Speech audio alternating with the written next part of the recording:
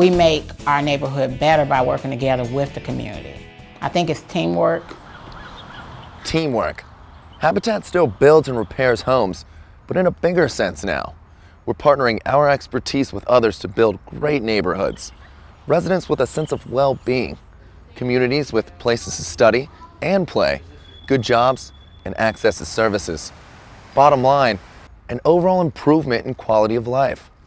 I definitely have seen a change in this neighborhood. There are several Habitat houses along this road, and interested people just stop by and ask, what are you doing? The partnership thing, well, that's not new to Habitat. But neighborhood revitalization takes a more formal approach to partnerships in a focused neighborhood.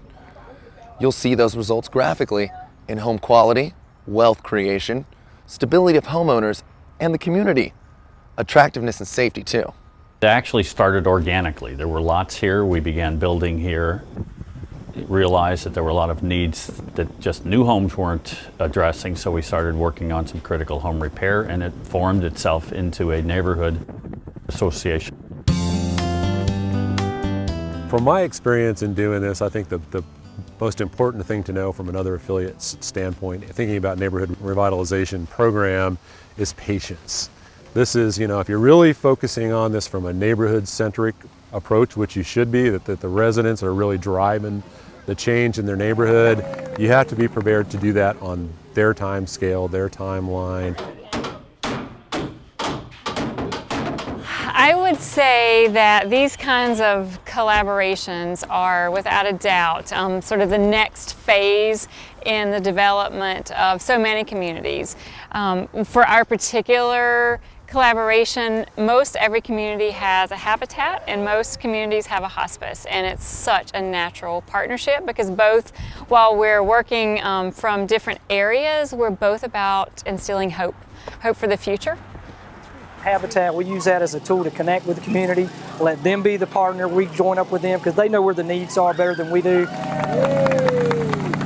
Good afternoon. When you start looking for a neighborhood where a partnership can stimulate real change, you'll look for existing organizations, coalitions, and resident leaders who might make good partners.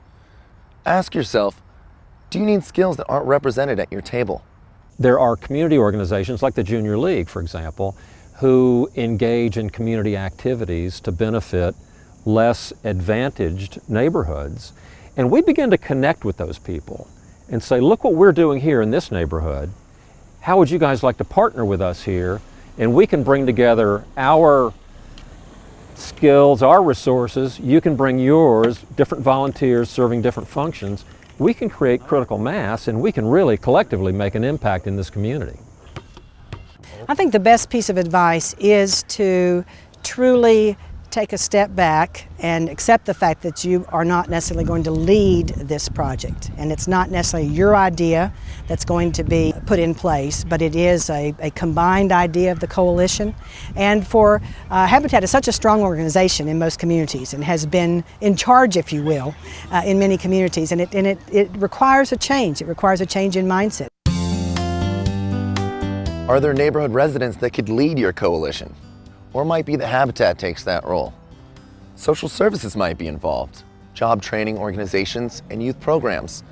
It's a deep list, and it'll have so much impact. The level of structure in your coalition depends on the people in the neighborhood and your own Habitat affiliate. You might want to have an agreement put in writing. Have you ever heard of an MOU? Memorandum of Understanding? It's a written document that states everyone's role. There's some samples online at myhabitat.org. You can also ask your organizational development consultant, your ODC, about that. Then, look around your new coalition and see who's going to be good at marketing, grant writing, or drumming up some support in the community.